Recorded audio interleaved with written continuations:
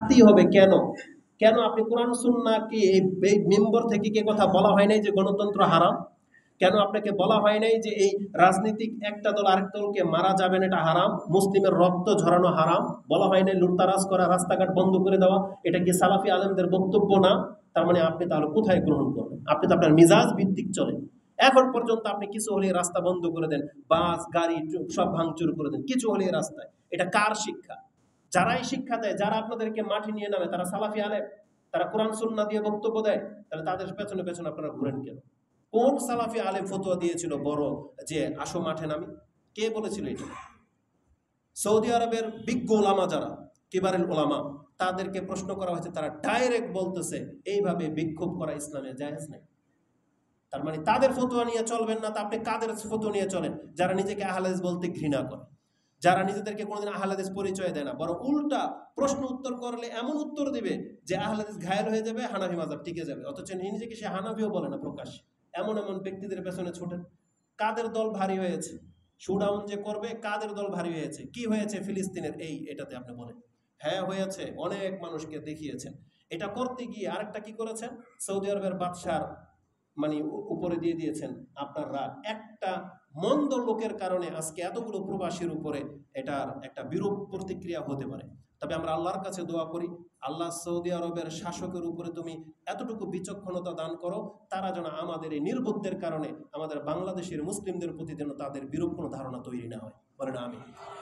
কারণ আমরা সবসময় বলি সৌদি আরবেও খারাপ কাজ হয়, পৃথিবীর সব দেশেই খারাপ কাজ হয়, কিন্তু বর্তমানে ইসলামের পক্ষে বা সঠিক কোনো ইসলাম তুলনামূলক যদি থেকে থাকে, সেটা আজও পর্যন্ত সৌদি আরবে আছে, নাকি নাই? তারপরে মুসলিমদের উপকারার্থে সৌদি আরব যতটা আগে এগিয়ে আসে, কোন রাষ্ট্র এত আগে এগিয়ে যায়? কে এত বড় ভূমিকা পালন করে? অতএব আমাদের সাথে আপনাদেরকে আমরা ব্যক্তিগত, আমি সৌদি আরব 10 বছর ছিলাম না, আপনি জানেন আমাদের সাথে কি হয়েছে। জীবনে কোনোদিন বলবেন বা মানে শুনছেন যে আমরা বলছি সৌদি আরবের পোলাপান কি খারাপ নাই? ডিম ছুঁড়ে মারে না, পানির বোতল দিয়ে ঢিলা দেয় না, দাঁড়িয়ে ধরে টান দেওয়া হয় নাই, ধাক্কা দেয়নি, থাপ্পড় দেয়নি আমাদেরকে, কিন্তু কোনোদিন বলেছি? কেন করিনি? কারণ এটা ন্যাশনালিটি, জাতীয়তাবাদ, এটা সবার মধ্যেই আছে, ওদের মধ্যে আছে, ওরাও জালাস ফিল করে, ওদেরও খারাপ ইতর লোক আছে, চোটবাটপার আছে। কিন্তু তাই বলে কি আমরা আজ পর্যন্ত কোনোদিন বলছি? আমরা কি সৌদি আরব থেকে সেগুলো নিয়ে আসছি? আমরা সেখান থেকে ভালো কিছু নিয়ে আসছি। কি নিয়ে আসছি? কোরআন এবং সুন্নাহ দিয়ে ধর্ম পালন করতে হবে, সেটা নিয়ে আসছি। আমরা ওদের মধ্যে উগ্রতাবাদী তো নিয়ে আসি নাই, নাহলে আপনার অস্তিত্ব থাকতো না, আপনাদেরও। তাহলে আমাদেরকে ভালো কিছু শিক্ষা দেওয়া হয়েছে, সে ভালোটা নিয়ে আসছি, আমরা ওদের থেকে খারাপটা কিছু নিয়ে আসি নাই। তো কথা হচ্ছে যে এদেরকে সরকারের উচিত এদেরকে আইডেন্টিফাই করে এদেরকে বিচারের আওতায় নিয়ে আসা, এবং সৌদি রাষ্ট্রের পক্ষ থেকে বলা উচিত যেটা আমাদের এরা ভুল করেছে, এটার জন্য আমরা মানে ক্ষমা প্রার্থী। তবে মুসলিম হিসাবে আমরা আপনাদের সাথে আছি। আমরা যেমন ফিলিস্তিনের আমাদের ভাই, সৌদি আরব আমাদের ভাই, একই তো জিনিস। একটাকে রক্ষা করতে গিয়ে আরেকটাকে আপনি ছোট করতেছেন। যে ইন্ডিয়ার মুসলিমকে বাঁচাতে গিয়ে এখন বাংলাদেশে যদি আপনি বলেন আহলে হাদিস মসজিদ রাখবো না, তাহলে আপনার মতো এত মানে নির্বোধ আর কে আছে বলুন? নিজের দেশে ইসলাম পালন করতে পারেন না, নিজের দেশে, আর আপনি উল্টায় পাল্টায় ফেলবেন। আমি জানি এই কথাটা আবার অনেকের গায়ে লাগবে। ইদানিং দেখতেছি যে ফিলিস্তিনের কিছু অসুস্থ লোক বাংলাদেশে ট্রিটমেন্টের জন্য আসতেছে, তাই না? তাদেরকে খুব বিএপি টাইপের ভাবে চিকিৎসা দেওয়া হবে, আল্লাহ তাদেরকে তৌফিক দিক, দোয়া করুন। এই দৃশ্য যখন বাঙালি কোনো এমন ব্যক্তি যখন দেখবে যে চিকিৎসার অভাবে মরে যাচ্ছে, যার ঘরে খাদ্য নাই, এই বাঙালির ফরিয়াদ কি থাকবে আল্লাহর কাছে? যে আল্লাহ, এই বাংলাদেশের নির্বুদ্ধের অবস্থা দেখো, নিজের ঘরের পাশের রোগীর চিকিৎসা হয় না, টিকিট পাই না টাকা ছাড়া, আর তারা ফিলিস্তিন থেকে রোগী এনে চিকিৎসা করে বাহবা নিচ্ছে, এটাই না বলবে?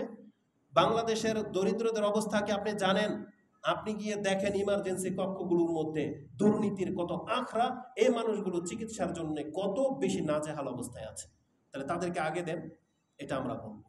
তো এই জন্য সবসময় আগে নিজের খবর রাখেন, তারপরে অন্যের দিকে আপনি ঝোঁকেন। কিন্তু মানুষ শুধুমাত্র ওই কিভাবে সে মানে ফেমাস হবে সেগুলোকে আগে তুলে ধরে, অথচ উপকারের কাজ করেন। আমরা সালাফিরা আমরা বলতে পারি, এটা আমাদের শিক্ষকরা আমাদেরকে ভুল মেসেজ দেয় না। আমি আবারও বলি কথাটা, আকিদার ক্ষেত্রে সবচেয়ে সেন্সিটিভ ইস্যুতে যখন আমাদের সালাফি আলেমরা এই বেদাতিদের সাথে মিশে নাই, তাহলে আপনি জেনে নেন দুনিয়াবি যে কোনো কল্যাণকর কাজে অবশ্যই আমাদের সালাফি আলেমরা এদের চাইতে বেশি জ্ঞান রাখে, এটা জেনেন না? এবং তাদের ফতোয়া শেষ পর্যন্ত টিকে থাকবে। যে ব্যক্তি আল্লাহ কোথায় আছে সেটাই জানে না, বাংলাদেশের এত বড় মসজিদের খতিব দোয়া করতে গেলে তার দম বেরিয়ে যাচ্ছে। যেই ব্যক্তি এটাই জানে না যে ঈদের সালাতের মধ্যে ইমামের সাথে কোন পাশে কে দাঁড়াইতে পারবে, এটা যদি এদের বড় হুজুররা না জানে, তাহলে এদের কাছ থেকে আপনি কি আশা করতে পারেন? এরা আপনাকে কিসের রাস্তা দেখাবে? যে 2 রাকাত নামাজই পড়াইতে পারে না ঠিক মতো, ঈদের নামাজ পড়াইতে গেলে 10টা করে ভুল। এমন মাসলা দিয়ে দিয়েছে, ওই প্রথম রাকাতে প্রথম দেয় তাকবীর, আর দ্বিতীয় রাকাতে রুকুর আগে দেয় তাকবীর, যেটা অধিকাংশ মানুষের নামাজের বরবাদ হয়ে যায়। তাহলে যে জাতি আপনাদেরকে এখন পর্যন্ত একটা সঠিক মাসলাই দিতে পারলো না, তারা আপনাদেরকে ক্রিটিক্যাল অবস্থায় কোথায় নিয়ে ফেলবে? আপনাদেরকে এইভাবে নিয়ে জঙ্গলে নিয়ে ফেলে দেবে। তো এখন সময় আছে, আপনারা নির্বোধতা থেকে কোরআন হাদিসের দিকে ফিরে আসেন। তো কোরআন হাদিসের মধ্যে যখনই বলা হয় এই যে কিয়ামতের আলামতগুলো নিয়ে বলা হয়েছে, রাসূল সাল্লাল্লাহু আলাইহি সাল্লাম ভয় পাইতেন, তিনি আল্লাহর কাছে আশ্রয় চাইতেন, সাহাবা একরামদেরকে বলতেন, এবং তারা আকাঙ্ক্ষা করতো না কোনোদিন সেই যুগটাও আসুক। আপনি কি মনে করেন এই যে পৃথিবীতে রাসূল কি বলেছেন, কিয়ামত ততক্ষণ পর্যন্ত কায়েম হবে না, একজন মুসলিম ব্যক্তি এমন পরিস্থিতিতে পড়ে যাবে, সে তার ভাই যে মরে গেছে তার কবরের পাশে গিয়ে বলবে, তুই মরে গেছ বেঁচে গেছস, তোর জায়গায় আমি হইলাম তাহলে ভালোই হইতো। এটাই না হবে ভবিষ্যতে যা হচ্ছে। বাংলার জমিনে এখন পর্যন্ত আপনার রাষ্ট্রনায়ক টিকাইতে পারলেন না, আর এখন লেগে গেছে ইলেকশন দাও, ইলেকশন দাও, এই করবে সেই করবে। ইলেকশন দিলে কি হবে? বাংলাদেশকে আর 50 বছরের পেছনে আপনি ফেলে দিবেন। তা সবাই বোঝেন, কিন্তু কই কোনো তৎপরতা তো নাই। এটার উপরে শক্ত হয়ে যেতে হবে। আল্লাহ আমাদের এই জাতিটাকে হেদায়েত করুন, আমিন। তো আমাদেরকে আল্লাহ সুবহানাহু ওয়া তাআলা রাসূলুল্লাহ সাল্লাল্লাহু আলাইহি ওয়াসাল্লামের মাধ্যমে আমাদেরকে জানিয়েছেন যে কিয়ামতের আলামত প্রকাশ পাবে, আর তখন আর থামবে না। দেখেন 1 সপ্তাহ যেতে না যেতে আমাদের বিষয়বস্তু ঠিক থাকে না। এটা হয়েছে তো এটা হয়েছে, ফিলিস্তিনের পর ইন্ডিয়াতে শুরু হয়ে গেল, ইন্ডিয়ার পরে দেখা যাবে বর্ডারের যুদ্ধ লেগে গেছে, আমাদের বাংলাদেশও লেগে যাবে, তারপরে শুনলাম ব্রাউনবাড়িয়া মসজিদ ভেঙে দেয়। সুবহানাল্লাহ। একজন আহলে কোরআন এবং সুন্নাহর অনুসারী কয় দিক থেকে ঠেকাবে মানুষকে বলেন? সবাই যদি চারদিকে আমাদের শত্রু হয়। রাসূলুল্লাহ সাল্লাল্লাহু আলাইহি ওয়াসাল্লাম হকপন্থীদেরকে বলেছেন, পৃথিবী এরকম সংকীর্ণ হয়ে যাবে, তখন তুমি কিভাবে চলবা? আজকে আমাদের জীবনটা এরকম সংকীর্ণ হয়ে যাচ্ছে, কিন্তু আপনার কাছে সংকীর্ণ কেন মনে হয় না?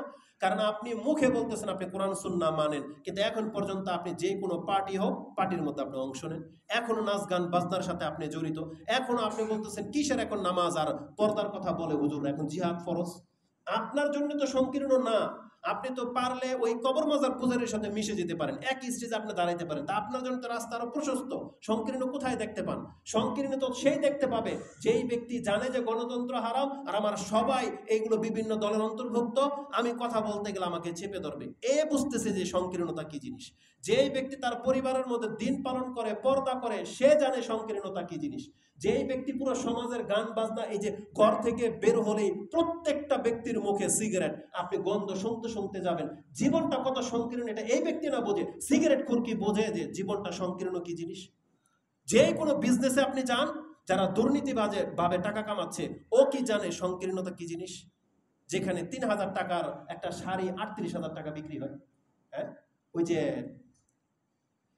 ইলিয়ান নাকি দোকান, 38,000 টাকা বরকার দাম, 8,000 টাকা একটা জুব্বার দাম, আবার ডিসকাউন্টে দেখা যায় 6 মাস পরে আবার সেটা 3,000 টাকা বেচে। তাহলে 5,000 টাকা ওর বাবার পকেট থেকেও ডিসকাউন্ট দিয়েছে। তার মানে বোঝাতে চাইলে 5,000 টাকা আমি কিন্তু তোমার কাছ থেকে লাভ নিয়ে নিয়েছি। প্রত্যেকটা বিষয়। তারপরে জীবন সংকীর্ণ কোথায়? যেখানে আপনাকে দিন পালন করতে বলা হয়েছে, এই ক্রিটিক্যাল অবস্থায় আপনি সবার সাথে মিশে গেলে আপনার জন্য কি মনে হবে যে দিন সংকীর্ণ হয়ে যাচ্ছে? দিন আপনার জন্য মনে হবে না, কিন্তু বক্তব্যটা তো বলেছিলেন রাসূলুল্লাহ সাল্লাল্লাহু আলাইহি ওয়াসাল্লাম। এটা কাদের জন্য? যারা কোরআন সুন্নাহ মেনে চলবে, তাদের জন্য জীবন সংকীর্ণ হয়ে যাচ্ছে দিন দিন। কিন্তু আপনার আমার জন্য সেটা মনে হয় না। কেন? কারণ আপনি তো শহরগুলোতে থাকেন, ওই উলঙ্গ মহিলা ওড়না ছাড়া টি শার্ট পরে রাস্তার মধ্যে বেরিয়েছে, আপনি বলতেছেন দেখলে তা আমার কি? আপনি এটাকে ফিতনাই মনে করেন না তো? আপনি গান বাজনা হলে ফিতনাই মনে করেন না? আপনার বিয়ের সাথে অনুষ্ঠানে সবকিছুর মধ্যে তাদের সাথে মিশে যাওয়া, এটাকে আপনি ফিতনা মনে করেন না? আপনার অঞ্চলের মধ্যে কিছু হলেই, ওই যে বলেছিলাম না যে শয়তান যখন রমজান মাসের পরে মুক্তি পায়, তার অনুসারীরা তাদেরকে অ্যাকসেপ্ট করার জন্য প্রস্তুত থাকে। একটা উদাহরণ দিয়েছিলাম নেতাদের, যারা ফাঁসির আসামি, যারা চোর বাটপার, যারা জেলখানায় থাকে, তারা যখন মুক্তি পায় তাদেরকেও ফুল দিয়ে তাদের অনুসারীরা গ্রহণ করে নেয়। কিন্তু এই চেহারাগুলা কি সৎ লোকের চেহারা? এরা কি ক্রিমিনাল না? তারা সবাই জানে যে এই অপরাধের কারণে তাদেরকে ধরা হয়েছিল, হক বিপক্ষে দলে ধরেছে, কিন্তু লোকটা তো অসৎ, কিন্তু তাকে ছাড়ার পরে দেখেন তাকেও কিন্তু ফুল দিয়ে গ্রহণ করে নেওয়া হয়। তাহলে সেই সমাজে আমি আর আপনি রয়েছে।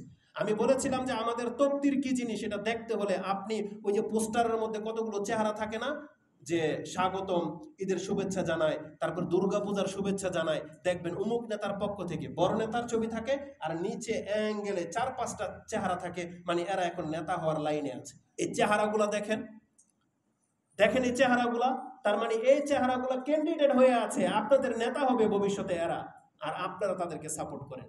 এক হিরোইন ব্যবসায়ী, খুনি, ওই লম্পট, চাঁদাবাজ, এদের চেহারাগুলো এগুলো, এরা নেতা হবে, কিন্তু আমরা নিরুপায় হয়ে তাদের পেছনে পেছনে আমরা হাঁটি, কিচ্ছু করার নাই আমাদের।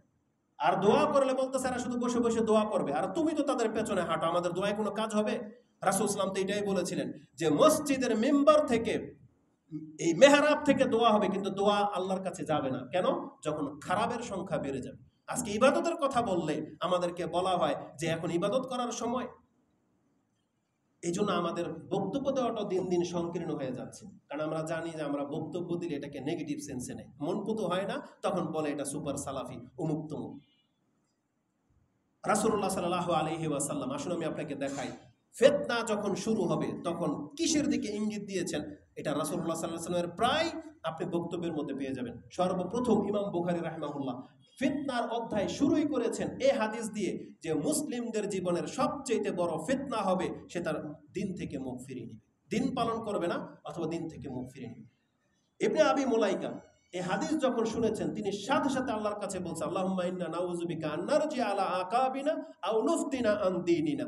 আল্লাহ, তোমার কাছে আশ্রয় চাচ্ছি দিন থেকে মুখ ফিরানো থেকে, এবং দিনের ক্ষেত্রে ফিতনায় পড়া থেকে। মানে আমি জানি আমার উপরে এই ইবাদতগুলো ফরজ, কিন্তু আমি করি না, এটার চাইতে বড় ফিতনা আর কি আছে? আজকে যারা বলতেছেন যে না এখন ইবাদতের কথা, নামাজের কথা, পর্দার কথা বলবে না, যে মহিলা, বেহায়া মহিলাগুলা রাস্তার মধ্যে বলতেছে তারা এই জিহাদ করবে, ফিলিস্তিন যাবে, এই সেই, কাপড় নাই তাদের গায়ে। আচ্ছা বলেন তো দেখি, যারা জিহাদ করতে চান এটা কিসের জন্য? নাজাতের জন্য না? বলেন না কেন, নাজাতের জন্য কিনা? আল্লাহ সুবহানাহু ওয়া তাআলার উদ্দেশ্য কি যে একদল আরেক দলকে খালি কোপাবে, পিটাবে? এটা কি আল্লাহর উদ্দেশ্য ছিল? এই জন্য কি রাসূল পৃথিবীতে এসেছেন? অস্ত্র তো আল্লাহ তখন ধরতে বলেছেন যখন আল্লাহর দ্বীনকে পালন করতে দেওয়া হবে না তখন, তাই না? রাসূলুল্লাহ সাল্লাল্লাহু আলাইহি সাল্লাম যখন আল্লাহর দাওয়াত দিচ্ছিলেন তখন তো রাসূল অস্ত্র ধরে নাই, 13টা বছর তাকে মার খেতে হয়েছে, কিন্তু আল্লাহ সুবহানাহু ওয়া তাআলা কখন গিয়ে আদেশ দিলেন যে না আপনার দ্বীনকে টিকাইতে হবে, জানা এবার আপনার অস্ত্র ধরেন, তাই না? এটার জন্যই তো জিহাদ। তাহলে আজকে তো জিহাদ নাই বাংলাদেশে, আপনি এখন জান নাই, তা আজকে ফজর নামাজ পড়েন নাই কেন? আজকে আপনার 5 ওয়াক্ত সালাত এটা কে করবে? আপনি জেন, ফিলিস্তিনে জিহাদ করবেন জেন, কিতাল করবেন করেন, তাহলে আজকের ইবাদতটা কে করবে? আজকের দাড়ি রাখাটা, আজকের পর্দাটা, এটাকে কেন আপনি ছাড়লেন? আজকে কিসের ভিত্তিতে আপনি করলেন না এটা? তার মানে আপনি শুধু একজনকে মারতে চাচ্ছেন, অথচ আল্লাহ সুবহানাহু ওয়া তাআলা কি ইসলামের এটা বিধান করে নাই যে একজন মানুষকে যদি কেউ অন্যায়ভাবে হত্যা করে সমস্ত মানুষকে হত্যা করে দেওয়ার শামিল? আর ইহুদি নাসারারা এটা করে, ওরা তো আল্লাহকে মানে নাই, তোরা কি কোরআনের কথা মানবে? কিন্তু আপনি তো কোরআনকে মানছেন, তাহলে আপনি আল্লাহর বিধানকে মানেন না কেন? আজকে কিছু থেকে কিছু হলেই আপনি নেট খুললেই দেখা যায় 10 টাকার জন্য কেউ কাউকে মেরে দিচ্ছে, পারিবারিক ঝগড়া, শ্বশুর বউকে জুতা দিয়ে পার দেয়, ওই যে ব্রাহ্মণবাড়িয়া লেগেই আছে, একে অপরকে বল্লম বর্ষা দিয়ে মানে ছোড়াছড়ি চলতেছে, প্রায় দিনের ঘটনা, রাজনীতিকে কেন্দ্র করে, টেন্ডারবাজিকে কেন্দ্র করে প্রতিদিনের ঘটনা। এখন পর্যন্ত চাঁদা কালেকশন করা হয়, ভিডিও করা হলে মারপিট প্রতিনিয়ত চলতেছে। ছোট মাথায় একটা কথা বলে দিই, আপনি জেনে নেন, বাংলার জমিনের পুলিশ ধরেন বড় হাইওয়ান, বুঝেন তো, বড় জানোয়ার ধরে নেন পুলিশ, বড় বড় আপনার নজরে সবচেয়ে বড় জালেম পুলিশ, কিন্তু তারপর আপনার উচিত হলো পুলিশকে তার আপন মর্যাদা ফিরিয়ে দেওয়া। জানেন, ডিফেন্সের লোকদেরকে আপনার উচিত, রাষ্ট্রের উচিত পুলিশকে তার আপন পাওয়ার, আপন মর্যাদা ফিরিয়ে দেওয়া, কারণ সে জুলুমের উপরে থেকেও সে দেশের রাষ্ট্রকে কন্ট্রোল করতে সক্ষম, কিন্তু যখন তার পাওয়ার, তার মর্যাদা আপনি ছিনিয়ে নিয়েছেন, এই জন্য পুলিশের সামনে অন্যায় হলে পুলিশ বলতেছে যে আমার কিচ্ছু করে না, ও তো আমার মানে না।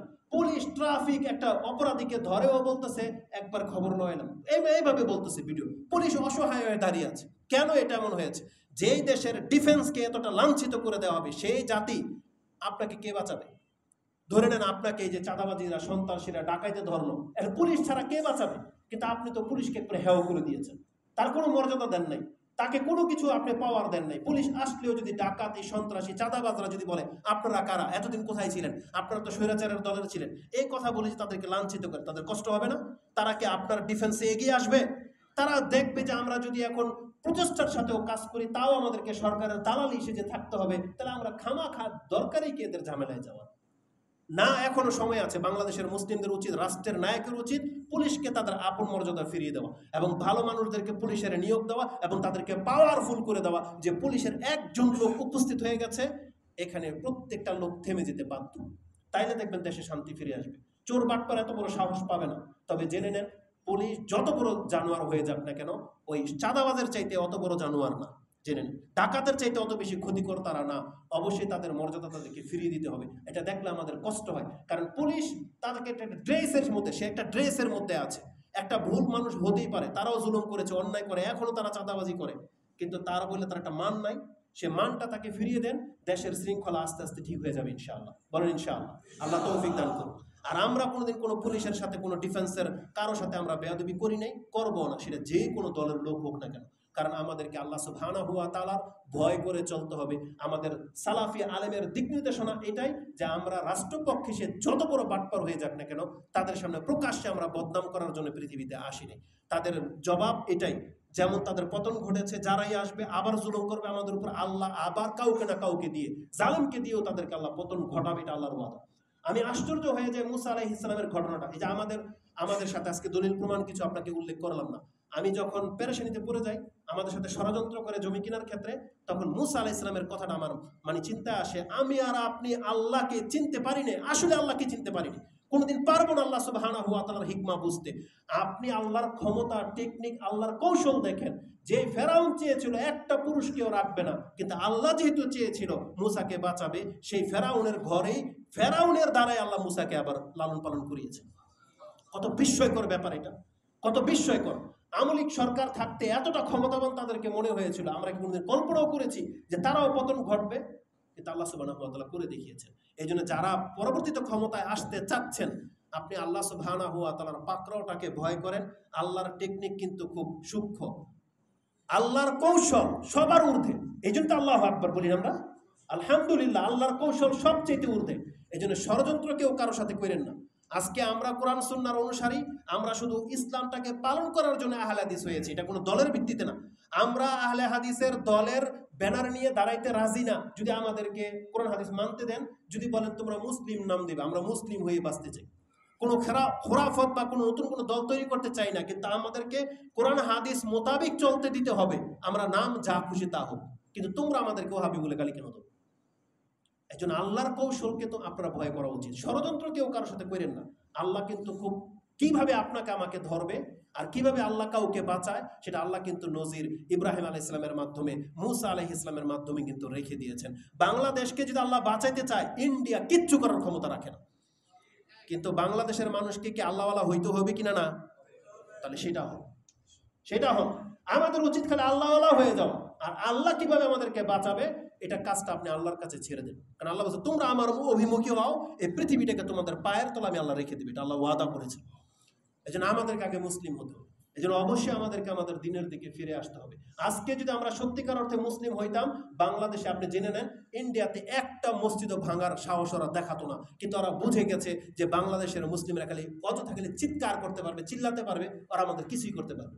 এই ভয়টা ওদের অন্তর থেকে কেটে গেছে। কিন্তু ওদেরকে এই ভয়টা আবার নতুন করে জাগাতে হবে। আমাদের দিনকে পালন করতে হবে। আজকে যদি আমরা করে দেখাইতে পারতাম, তাহলে ওরা একটা মসজিদের ইটের মধ্যে হাত দেওয়ার সাহস পেত না। এবং এটা আপনার নজির বাংলাদেশ থেকে নিয়ে নেন। যারা হানাফি মাযহাবের, আমি একটা পোস্ট করেছিলাম, হানাফি মাযহাবের বড় আলেমদের দিকে যাবে এই যারা মসজিদ ভাঙে। কেন বলছে? কেন? কারণ তারাই এদেরকে উস্কায়, তারাই এদেরকে ভুল মেসেজ দেয়, তারা আহলে হাদিস সম্পর্কে এত ধরনের মিথ্যাচার করে। আচ্ছা আপনি বলেন তো দেখি, আপনার এলাকায় এসে যদি আমি বলি যে এই লোকটাই তো আপনার নবীকে মানে না, আপনার রক্ত গরম হবে না? তারা ঠিক এই মিথ্যাচারটা করে। তারা বলে আমরা নাকি আল্লাহর রাসূলকে মানি না, আমরা বিলে ওহাবি ইহুদিদের দালাল, আমরা বিলে অমুক তুমুক। একটা সাধারণ মানুষ যখন এই কথা শোনে, ওর গায়ে লাগবে না? বিনা কোনো চিন্তা ভাবনায় ও আপনার উপরে অ্যাটাক করে বসবে। আমার তখন কি কথাটা মনে হয়, যখনই দেখি কোনো আহলে হাদিস একটা মসজিদকে ভাঙা হয়েছে, আহলে কোনো একটা ব্যক্তিকে মারা হয়েছে, আমার আলী রাদিয়াল্লাহু তাআলার কথাটা মনে পড়ে যায়। আলী রাদিয়াল্লাহু তাআলা আনহু যিনি হচ্ছেন খোলাফায়ে রাশেদার একজন, ওসমান রাদিয়াল্লাহু তাআলা আনহু খোলাফায়ে রাশেদার একজন, জান্নাতে সার্টিফিকেট প্রাপ্ত ব্যক্তি, রাসূল সাল্লাল্লাহু আলাইহি মেয়ের জামাই, তাদেরকে হত্যা করা হয়েছে কিসের ভিত্তিতে? মুরতাদ ফতোয়া দিয়ে। কি ভেবে? বলছে আলী কাফের হয়ে গেছে, আলী মুনাফিক, ওসমান কাফের হয়ে গেছে, তাদেরকে কুফরি ফতোয়া দিয়ে এরা বাতিলপন্থী হয়ে গেছে, এই বাতিল তহমত দিয়ে তাদেরকে হত্যা করা হয়েছে। আপনাকে আমাকে ছাড়বে? আকীদা ভ্রষ্ট হলে এটার ভয়াবহতা যে কত তার বাস্তব প্রমাণ আলী রাদিয়াল্লাহু তাআলা, তার বাস্তব প্রমাণ উসমান রাদিয়াল্লাহু তাআলা। মানুষ বদ আকীদার হলে কি না করতে পারে। তাহলে এই সমস্ত হানাফি যারা নিজেদেরকে নামকরণ করে, তারা যদি কোরআন সুন্নাহ না বোঝে, তারা ঠিক তাদের দ্বারা, তাদের উস্কানির দ্বারা এইভাবে কত মুসলিমের রক্ত যে ঝরবে, কত মুসলিমের মসজিদ যে তারা ভাঙবে, এটার কোনো আয়তা নাই। তারা পারলে আপনাদেরকে হত্যা করে দেবে। তারা বলে এই কথা, আমরা তাদেরকে হত্যা করি, কোনোদিন আমরা কোনো আহলে হাদিস কোনোদিন অস্ত্র ধরবে না, কারণ আমরা জানি একটা মুসলিমের গায়ে হাত তোলাটা হচ্ছে এটা একটা বড় পাপের কাজ। এটা আমরা জানি, আমাদেরকে শিক্ষা দেওয়া হয়েছে। আমাদের দ্বারা কোনো হানাফি মসজিদ ভাঙা হয়নি আজ পর্যন্ত, আর হবেও না। কিন্তু এদের দ্বারা যা খুশি তা হতে পারে। এই জন্য আকীদাকে ঠিক করেন, আগে মুসলিমের রক্তের মর্যাদাকে বোঝার চেষ্টা করেন, নাইলে আপনাকে আমাকেও ওই আলী রাদিয়াল্লাহু তাআলার মতন হত্যা করে দিতে তারা দ্বিধা করবে না, যেটা বাংলার জমিনে ঘটতেছে। আল্লাহ আমাদেরকে বোঝার এবং সে অনুযায়ী আমল করার তৌফিক দান করুন। আমিন। আকুলু লিকাউলি হাযা আস্তাগফিরুল্লাহ লি ওয়া লাকুম ওয়া লিসাইরিল মুসলিমিন ফাস্তাগফিরু ইন্নাহু হুয়াল গফুরুর রাহিম।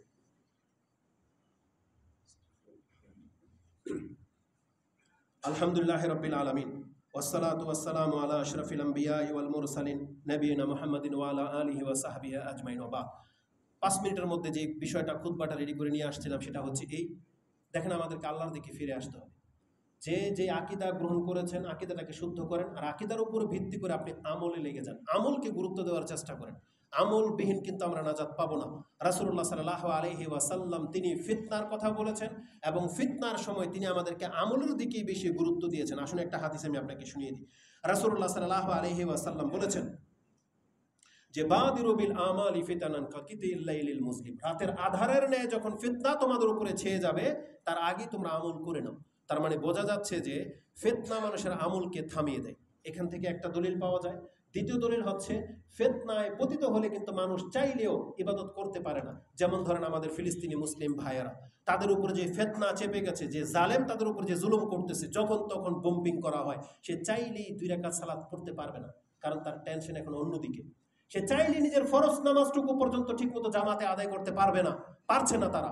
তার মানে ফিতনা যখন চেপে যায় তখন কিন্তু ইবাদত খুব খুব কঠিনভাবে ক্ষতিগ্রস্ত হয়। আমরা আল্লাহ সুবহানাহু ওয়া তাআলার কাছে দোয়া করি, আল্লাহ সুবহানাহু ওয়া তাআলা ফিলিস্তিনের মুসলিমের উপর থেকে আল্লাহ এই জালেমদেরকে তুমি উৎখাত করে দাও। ফিলিস্তিনের মুসলিমদেরকে আল্লাহ তুমি তাদের মধ্যে যারা ইন্তেকাল করেছে আল্লাহ তাদেরকে তুমি শহীদের মর্যাদা দিয়ে দাও এবং তাদেরকে ঘুরে দাঁড়ানোর তৌফিক দান করো এবং আমাদের পুরো মুসলিম বিশ্বটাকে আল্লাহ সুবহানাহু ওয়া তাআলা তুমি হিতাহিত জ্ঞান দান করো, যাতে করে এরপরে আমরা আমাদের মুসলিম ভাইদের হত্যার বদলা নিতে পারি এবং আমাদের সন্তানদেরকে আল্লাহ তুমি মুজাহিদ হিসেবে এই পৃথিবীতে টিকিয়ে থাকা, প্রতিষ্ঠিত করার তৌফিক দান করো। আমিন। তো রাসূলুল্লাহ সাল্লাল্লাহু আলাইহি ওয়াসাল্লাম বলেছেন যে ইবাদত আমাদেরকে করতে হবে, কারণ ফিতনা চলে আসলে ইবাদত আর করা হবে না। ইবাদতের গুরুত্ব কতটা আপনাকে জানেন? একটা হাদিস বলি, যদিও হাদিসটাকে নাসিরউদ্দিন আলবানী একটা বর্ণনায় দুর্বল বলেছেন, আরেকটা বর্ণনায় তিনি হাসান সাক্ষী পেয়েছেন বিধায় হাসান পর্যন্ত সাপোর্ট করেছে যে হাদিসটা গ্রহণযোগ্য। হাসান সনদে রয়েছে। মিশকাতে হাদিসটা আপনি 5366-তে পেয়ে যাবেন, আর হাদিসটা মূলত তিরমিজিতে রয়েছে। তিরমিজিতে হাদিসটি 2476-এ রয়েছে। আলী রাদিয়াল্লাহু তাআলা তিনি বলতেছেন, একদিন আমরা রাসূল সাল্লাল্লাহু আলাইহি ওয়াসাল্লামের সাথে বসা ছিলাম, তখন মুসাব ইবনে উমায়ের তিনি মসজিদে ঢুকেছেন, তার গায়ে শুধু একটা চাদর, যে চাদরের মধ্যে কয়েকটা তালি লাগানো ছিল, একটা পুরানো জীর্ণ শীর্ণ চাদর। রাসূল সাল্লাল্লাহু আলাইহি ওয়াসাল্লাম মুসাব ইবনে উমায়েরের দিকে তাকালেন এবং কেঁদে দিলেন, কারণ রাসূলুল্লাহ সাল্লাল্লাহু আলাইহি ওয়াসাল্লাম মুসাব বিন উমায়েরের জীবনী জানতেন যে মুসাব বিন উমায়ের কত শান শৌকতে বড় হওয়া একটা যুবক, যার কত দামি দামি কাপড় চোপড় ছিল, এটা রাসূল সাল্লাল্লাহু আলাইহি ওয়াসাল্লাম জানতেন যে আজকে ইসলাম গ্রহণ করার কারণে মুসাবের এই অবস্থা, কিন্তু ইসলাম ছাড়ে নাই। ওই সমস্ত সম্পদ ত্যাগ করে দিয়ে এখানে চলে আসছে, কিন্তু আজকেও একটা তালি দেওয়া একটা চাদর পরে আজকে আমার সামনে বসে আছে। এটা দেখে রাসূল সাল্লাল্লাহু আলাইহি ওয়াসাল্লাম কাঁদছেন। কেঁদে তিনি আমাদেরকে একটা ভবিষ্যৎবাণী শুনিয়েছেন। তিনি বলেছেন, কাইফা বিকুম, এই যে দেখেন এই ভাষাটা, কি হবে তোমাদের যখন এই পরিস্থিতি আসতে যাচ্ছে, পৃথিবীর অবস্থাটা এমন হবে। কাইফা বিকুম ইজা গাদা আহাদুকুম ফি হুল্লাতিন ও রাহা ফি হুল্লা। একটা সময় পৃথিবীতে আসতে যাচ্ছে, এত সম্পদের মালিক আল্লাহ মানুষকে করে দিবে যে সে দিনের বেলা সকালবেলা যে জামা পরে বের হবে, বিকালবেলা সেটার সে পরবে না, বিকালবেলা আরেক জোড়া সে পরে বের হবে। এতটা নিয়ামতে তারা থাকবে। এবং তাদের সামনে ওদেয়াত, তাদের সামনে পেশ করা হবে বিভিন্ন পেয়ালা, মানে বিভিন্ন আইটেমের খাবার। আবার এটাকে সরিয়ে নেবে, খালিটা আবার আরেকটা দেবে। আমরা গেলে কি করে, তখন প্রথম ফল দেয়, দুপুরের খাবার দেয়, তারপর আবার চায়ের ব্যবস্থা থাকে। এই দেখেন প্লেট চেঞ্জ হচ্ছে। আমরা সেই নিয়ামতের মাঝে এখন বসবাস করি। আমাদের প্রত্যেকেরই অসংখ্য জোড়া জামা কাপড় আছে, মহিলাদের তো আলমারি ভরা। শুরু হয়ে গেছে সেই যুগ। রাসূল বলেছেন যে এমন একটা যুগ আসতে যাচ্ছে। আলী রাদিয়াল্লাহু তাআলা তিনি বলেন, ইয়া রাসূলুল্লাহ, যদি এমন অবস্থা মুসলিমদের হয় তাহলে এটা আমাদের তো আরো ভালো, কল্যাণকর। কি সেন্সে তিনি কি বলেছেন শুনেন। তিনি বলেছেন, ফাকালু ইয়া রাসূলুল্লাহ নাহনু ইয়াউমাইযিন খায়রুম মিনাল ইয়াউম। তাহলে তো ওই সময় আমরা আজকের চাইতে বেশি কল্যাণের মধ্যে থাকব। কেন? নাতাফাররাগু লিল ইবাদাতি, আমরা তখন ইবাদতের জন্য ফ্রি হয়ে যাব। ওয়া নুকফা আল মুউনাতা, এই যে আজকে যে আমরা রিজিকের জন্য অনেক সময় মাঠে ঘাটে সময় দেই, যুদ্ধ করি, তারপরে নিজের পেটের খাদ্যের অভাবের কারণে অনেক ইবাদত আমরা করতে পারি না, বা কঠিন পরিস্থিতির মধ্যে আছি, তখন তো এটা থাকবে না। আমাদের ঘরে অঢেল খাদ্য, তখন আমরা সারাদিন আল্লাহর ইবাদতের মধ্যে লিপ্ত থাকবো। এটা কে বলতেছে?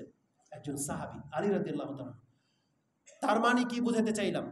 তাদের কাছে ইবাদতটাই হচ্ছে সবচেয়ে মুখ্য বিষয়। এই ইবাদতের জন্য তারা জিহাদ করেছে, মদিনা বানিয়েছে, নিজেদের একটা সুরক্ষা এলাকা করেছে যেখানে ইবাদত করতে কেউ বাধা দিতে পারবে না। কিন্তু বাংলার জমিনে ইবাদত করার যোগ্য একটা ভূমি থাকা সত্ত্বেও আজকে অধিকাংশ মুসলিমের ইবাদত থেকে মুখ ফিরিয়ে নিয়েছে।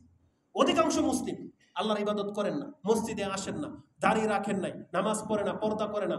এটা বাংলার জমিনে, অথচ এই ফিল্ডটা পুরো ইবাদতের একটা মার্কাজ ছিল, কিন্তু আমরা ছুঁড়ে ফেলে দিয়েছি। রাসূলুল্লাহ সাল্লাল্লাহু আলাইহি ওয়াসাল্লাম তার কথা শুনে তিনি কি বলতেছেন শুনেন। ফাকাল রাসূলুল্লাহ সাল্লাল্লাহু আলাইহি সাল্লাম লা লা আনতুমুল ইয়াউম, বরং আজকে তোমরা উত্তম, খায়রুন মিনকুম ইয়াউমাইযিন, ওই দিনের তুলনায়, এই যে যেই দিন পৃথিবীতে নেয়ামত ভরে যাবে, অঢেল খাদ্য থাকবে, সেই দিনের মানুষের তুলনায় আজকে তোমরা ভালো আছো। কেন বলেন তো? এটা হচ্ছে আমাদের বাস্তব প্রমাণ। আজকে আমাদের কাছে খাদ্য আছে, ইবাদত নাই। আর তাদের কাছে খাদ্য ছিল না, কিন্তু ইবাদত ছিল।